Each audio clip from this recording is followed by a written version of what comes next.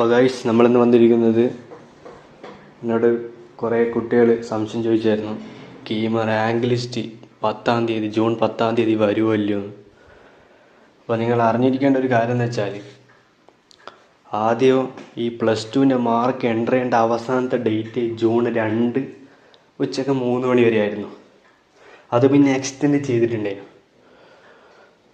അത് കഴിഞ്ഞ് ഇപ്പോൾ +2 മാർക്ക് വെരിഫിക്കേഷൻ്റെ ടൈമാണ് ഇപ്പോൾ സ്റ്റാർട്ട് ചെയ്തിട്ടുള്ളത്.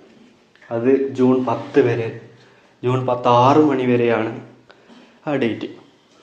അപ്പോൾ നിങ്ങൾ ആലോചിക്കണം, ഈ +2 മാർക്ക് വെരിഫൈ ചെയ്ത് ഇപ്പോൾ റെഡിക്ക് നിങ്ങൾക്ക് ഒരു റാങ്ക് ലിസ്റ്റ് അവിടെ ഉണ്ടാക്കിയിട്ടുണ്ട്. നിങ്ങൾ ആദ്യം +2 മാർക്ക് കൊടുത്തിട്ടുണ്ടായിരുന്നല്ലോ, അതിൽ നിന്നൊന്ന് വെരിഫൈ ചെയ്ത്, വെരിഫൈ എന്ന് ചെറിയ അധികമാണ്, മിക്കവരത് നോ ചേഞ്ച് ആയിരിക്കും, നേരത്തെ അപ്ലോഡ് ചെയ്ത് തന്നെ ആയിരിക്കും. ചില പിള്ളേരെ മാത്രമാണ് അടിക്കുന്നേരം മാറിപ്പോയിട്ടല്ലേ ഉണ്ടാവുക.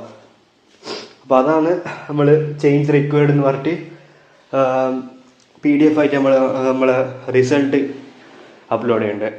അതെല്ലാവരും ചെയ്തിട്ടുണ്ടാവുമെന്ന് വിചാരിക്കുന്നത്. ജൂൺ 10 വരെയാണ് അവസാനത്തെ ഡേറ്റ്. നമ്മൾ കീം 2025 പോർട്ടലിൽ കയറി കഴിഞ്ഞാൽ അതിലുണ്ടാവും മാർക്ക് വെരിഫിക്കേഷൻ.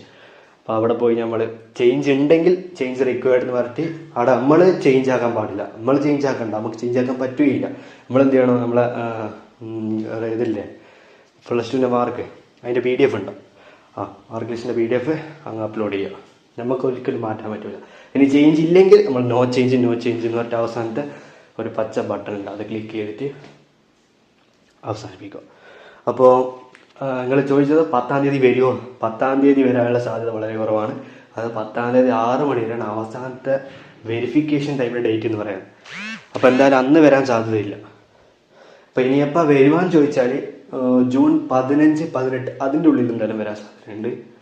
പിന്നെ ഇപ്പം നിങ്ങൾ ചെയ്യേണ്ടതെന്ന് വെച്ചാൽ റാങ്ക് പ്രഡിക്റ്റ് ചെയ്യാൻ പറ്റും. നിങ്ങളെ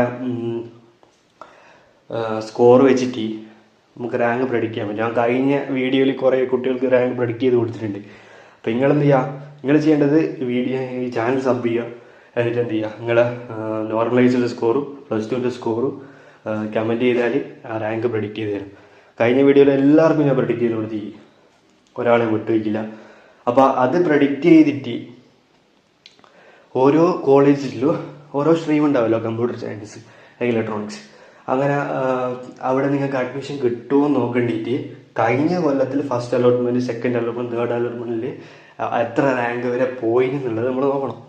അത് നോക്കിയിട്ട് നമുക്ക് വേണ്ട കുറച്ച്